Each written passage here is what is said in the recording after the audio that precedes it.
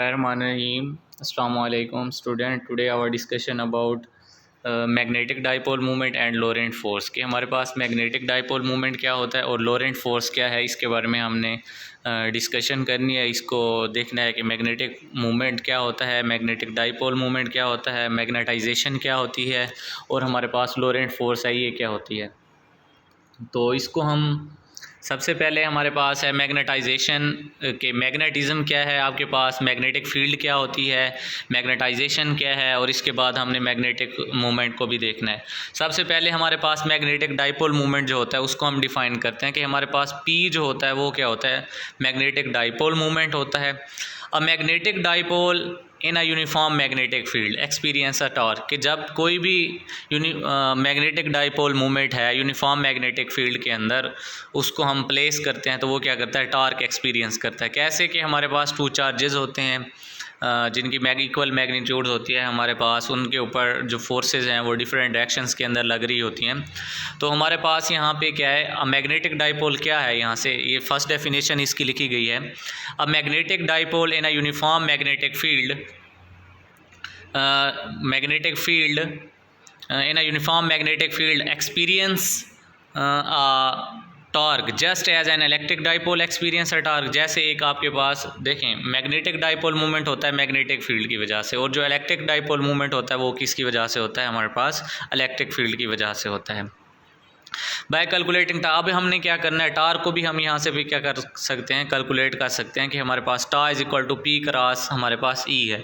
P हमारे पास क्या है, डाइपोल मूवमेंट है, टी हमारे पास टार्क है, ई हमारे पास क्या है, इलेक्ट्रिक फोर्स है।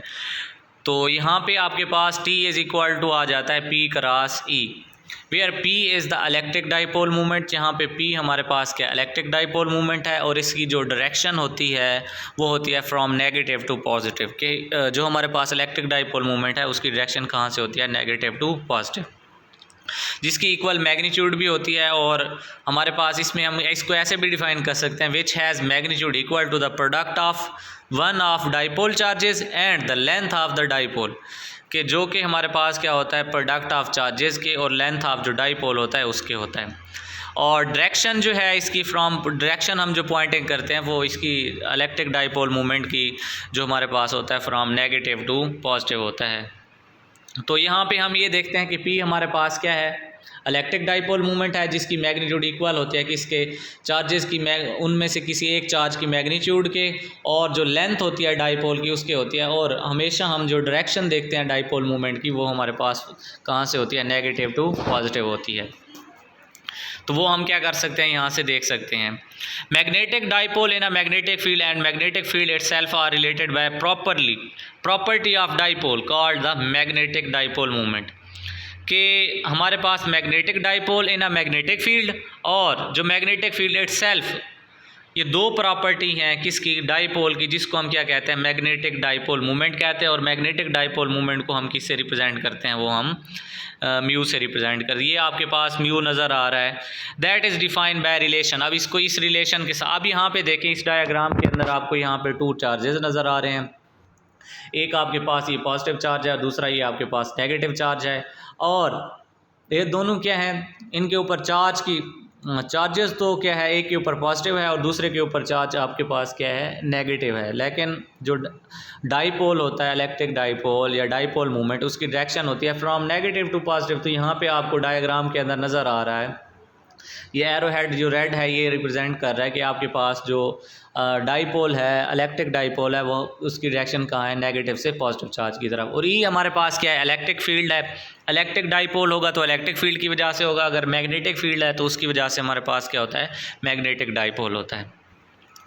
टू अब इसको कैसे डिफाइन कर सकते हैं, एक और तरीका भी है इसको डिफाइन करने का, वो यहाँ पे हमारे पास आ जाता है कि इसको हम ऐसे डिफाइन कर सकते हैं जो अब डायग्राम के अंदर, two equal but opposite polarity charges, कि हमारे पास टू इक्वल और अपोजिट पोलैरिटी चार्जेस हों जिनका distance apart, distance L apart, जो कि उनका दोनों के दरमियान डिस्टेंस एल हो। ये देखें ये दोनों चार्जेस हैं, अगर इनके दरमियान क्या हो, डिस्टेंस ये वाला सारा क्या हो, एल हो, तो फिर हमारे पास क्या होता है, जो इलेक्ट्रिक डाइपोल मूवमेंट है, क्योंकि हम इलेक्ट्रिक फील्ड की बात कर रहे हैं तो हमारे पास क्या है, इलेक्ट्रिक डाइपोल मूवमेंट है। इलेक्ट्रिक डाइपोल मूवमेंट किसके इक्वल होता है, P is equal to Q cross Q L. यहाँ पे in a uniform electric field. ये किसकी बात हो रही है यहाँ पे? यूनिफॉर्म इलेक्ट्रिक फील्ड की बात हो रही है। As shown here the dipole experience a clockwise torque, के जो हमारे पास डाईपोल होता है वो क्या करता है? क्लॉकवाइज टार्क क्या करता है? एक्सपीरियंस करता है।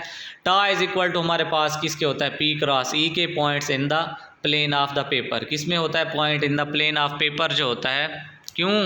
क्योंकि हमारे पास क्या होता है? Tau is equal to torque हमारे पास क्या है? वो डिपेंड कर रहा है किसके ऊपर? डाइपोल मूवमेंट के ऊपर और इलेक्ट्रिक फील्ड के ऊपर, कि इनका जो प्रोडक्ट है वो हमारे पास। और टा जो होता है, देखें जब दो वेक्टर का प्रोडक्ट भी आपके पास टू आपस में वेक्टर क्रॉस प्रोडक्ट हो रहे हैं और उनका रिजल्टेंट भी क्या हो? वेक्टर क्वांटिटी हो, तो फिर क्या होता है? उसका प्रोडक्ट किस में, जो रिजल्टेंट होता है वो किस में? थर्ड प्लेन में, सेकंड प्लेन में चला जाता है, मतलब उसके प्रोडक्ट होता है। तो यहाँ पे अगेन वही है हमारे पास, टार्क इज इक्वल टू, अब ये देखें पहला ये जो टा इज इक्वल टू पी क्या है? Torque due to electric field है। और tau is equal to mu B हमारे पास क्या है? वो हमारे पास टार्क है जो मैग्नेटिक फील्ड या मैग्नेटिक इंडक्शन बी की वजह से होता है। Tau is equal to mu cross B. यहाँ पे ई इलेक्ट्रिक फील्ड है, यहाँ पे मैग्नेटिक फील्ड है। जो टार्क तो इलेक्ट्रिक डाइपोल मूवमेंट भी हो सकता है और हमारे पास मैग्नेटिक डाइपोल मूवमेंट भी हो सकता है। इसको भी हम क्या कर सकते हैं? देख सकते हैं। तो यहाँ पे टा इज इक्वल टू क्या आ जाता है इस स्लाइड के अंदर? कि tau is equal to mu cross B. We can not relate the magnetic dipole movement. हम मैग्नेटिक डाइपोल मूवमेंट को रिलेट नहीं कर सकते to a dipole length because the pole can not be located precisely. कि poles जो होते हैं, कि नॉर्थ पोल जो होता है, वो साउथ पोल जो होता है, वो हम प्रिसाइज जो है ना मैयर नहीं कर सकते, इसलिए हम मैग्नेटिक डाइपोल मूवमेंट को रिलेट नहीं करते। बस just as magnetic field is defined operationally by the magnetic dipole movement is operationally defined, we measure tau and B and deduce magnetic. अब आपके पास क्या है? यहाँ पे मैग्नेटिक मूवमेंट है mu. Magnetic movement has units of. अब magnetic movements के यूनिट्स कौन से हो सकते हैं? अगर यहाँ पे हम इसकी एसआई यूनिट की बात करते हैं तो हमारे पास टार्क ओवर मैग्नेटिक फील्ड आ जाता है। टार्क का यूनिट क्या है? Torque newton metre. और मैग्नेटिक फील्ड जो होती है वो हमारे पास न्यूटन पर मीटर, न्यूटन अम्पेयर पर मीटर जो होती है। क्योंकि मैग्नेटिक फील्ड जो होती है हमारे पास वो होती है magnetic flux over area. Area का हमारे पास क्या आ जाता है? यूनिट वो होता है मीटर स्क्वायर। तो यहाँ से आपके पास न्यूटन मीटर है, जॉल ओवर आपके पास क्या आ जाता है? टी, या is equal to ampere metre पर स्क्वायर भी हो सकता है। The magnetic dipole movement points from the S pole to the north pole. कि आपके पास इलेक्ट्रिक फील्ड है तो वो पॉजिटिव चार्ज से नेगेटिव चार्ज की तरफ होती है और मैग्नेटिक फील्ड नॉर्थ से साउथ की तरफ होती है। लेकिन जो आपके पास मैग्नेटिक डाइपोल मूवमेंट है ये हमारे पास इसकी जो डायरेक्शन होती है वो नेगेटिव से पॉजिटिव चार्ज की तरफ होती है। नेगेटिव से पॉजिटिव चार्ज की तरफ हम इसको क्या करते हैं? इसकी डायरेक्शन को इंडिकेट करते हैं। यहाँ पे देखें आपके पास पिछली जो डायग्राम थी उसमें आपको इलेक्ट्रिक डाइपोल मूवमेंट दिखाया गया था, जो कि क्या था? आपके पास नेगेटिव चार्ज से पॉजिटिव चार्ज की तरफ। लेकिन यहाँ पे आपके पास क्या दिखाया गया है? डाइपोल, ये जो मैग्नेटिक मूवमेंट दिखाया गया है कि मैग्नेटिक मूवमेंट आपके पास क्या है? Mu B. म्यू ये जो है यहाँ से कहाँ है? साउथ से आपके पास नॉर्थ की तरफ है। और यहाँ पे मैग्नेटिक फील्ड जो है ना बी दिखाई गई है। The magnetic dipole as shown here experience a clockwise torque. ये कौन सा टार्क अप्लाई करता है? इसकी वजह से देखें मैग्नेटिक डाइपोल मूवमेंट की वजह से क्या प्रोड्यूस होता है? टार्क प्रोड्यूस होता है। और ये कौन सा टार्क प्रोड्यूस करता है? यहाँ पे हमारे पास वो क्लॉकवाइज जो टार्क है वो प्रोड्यूस करता है। The vector representing the torque points into the plane of the paper, measurements of the magnitude and direction of the torque and magnetic field allow mu to be determined. कि अगर आपके पास torque भी है, magnetic field भी है, तो आप magnetic जो मूवमेंट है म्यू वो आप क्या कर सकते हैं? आसानी के साथ यहाँ पे कैलकुलेट कर सकते हैं। इसके बाद हमारे पास आ जाता है कि लोरेंट फोर्स क्या है।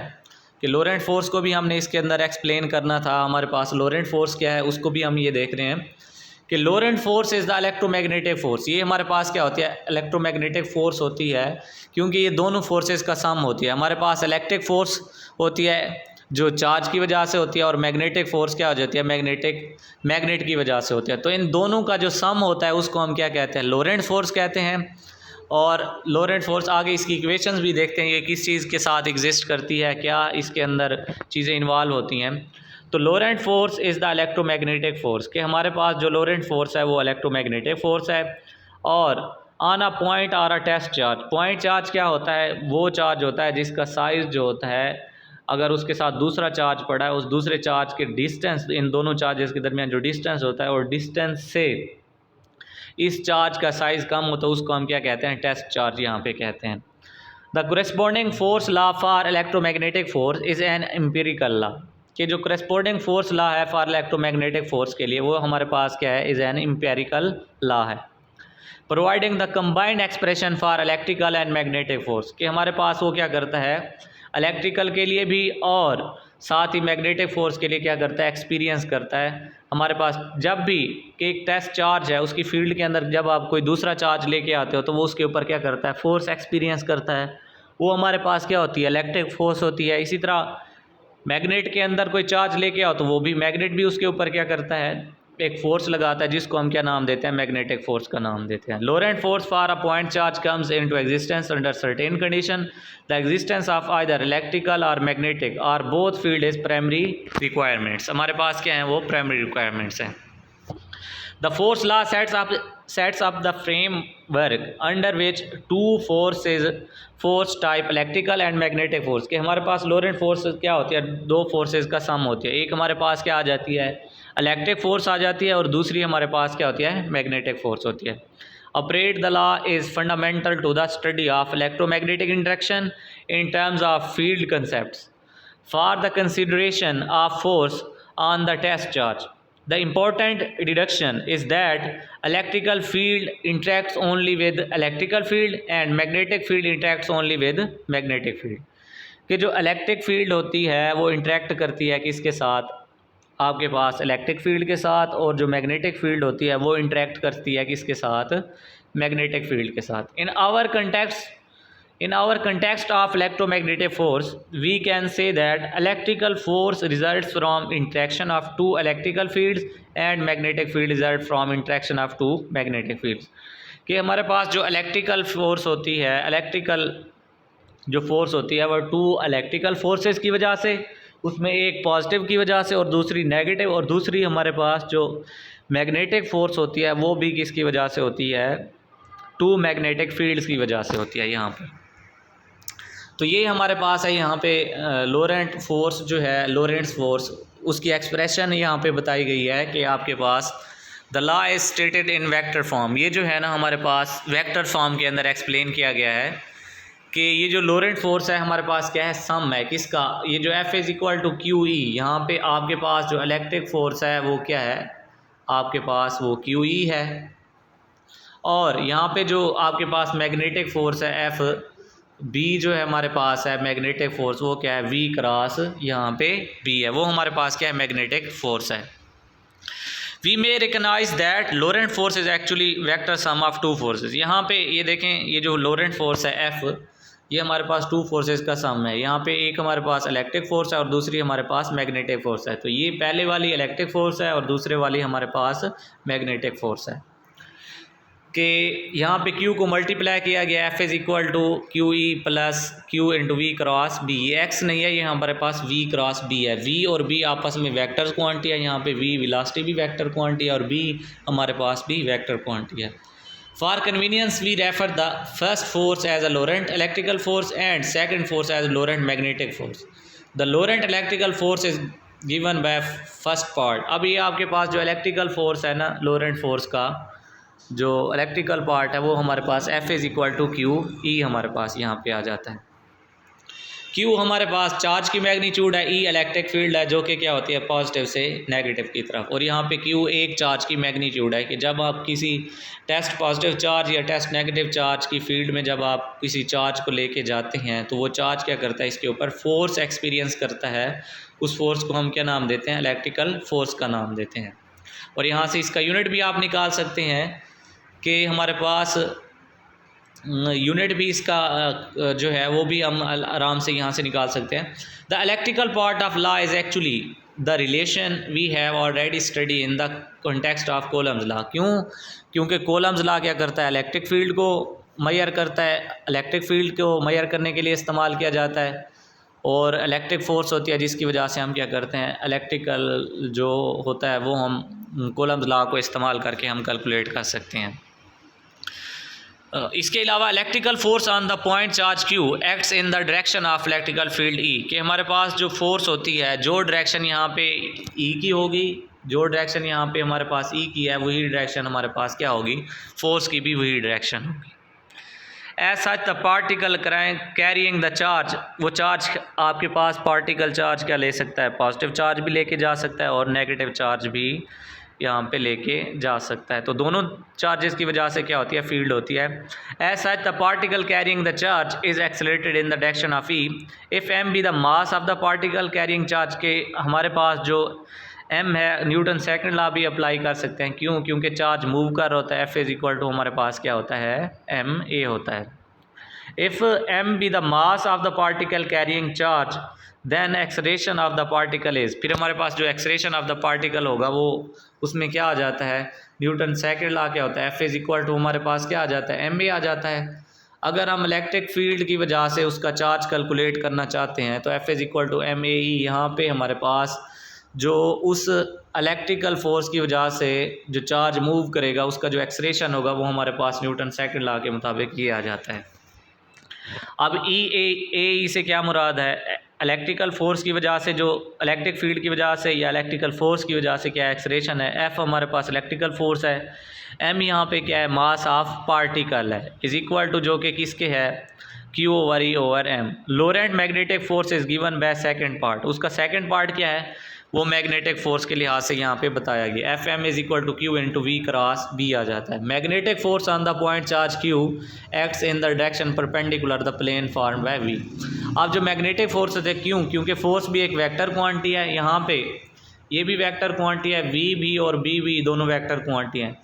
तो जिस प्लेन के अंदर वी क्रॉस बी होगा उसी प्लेन के परपेंडिकुलर हमारे पास फोर्स की डायरेक्शन होगी, कि वी क्रॉस बी दोनों भी वेक्टर क्वांटिटी हैं, क्योंकि जब वेक्टर्स क्वांटिटीज़ आपस में मल्टीप्लाई हो रही होती हैं तो उनका रिजल्टेंट भी वेक्टर आता है और वो आउटर प्रोडक्ट में चला जाता है। मतलब जहाँ पे वी और बी जिस प्लेन में होंगे उसके परपेंडिकुलर आपके पास मैग्नेटिक फोर्स होगी।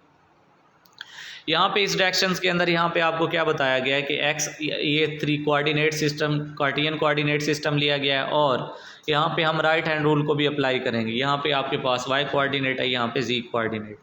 तो देखें आपके पास ये जो आ रहा है एक्स और वाई कोऑर्डिनेट के अंदर आपको क्या बताया जा रहा है कि ये जी ब्लू जो है आपके पास, जी और एक्स के दरमियान आपके पास ये देखें वी वेक्टर है, ये बी वेक्टर है, तो दोनों आपस में वी क्रॉस बी हो रहे हैं क्लॉकवाइज डायरेक्शन के साथ।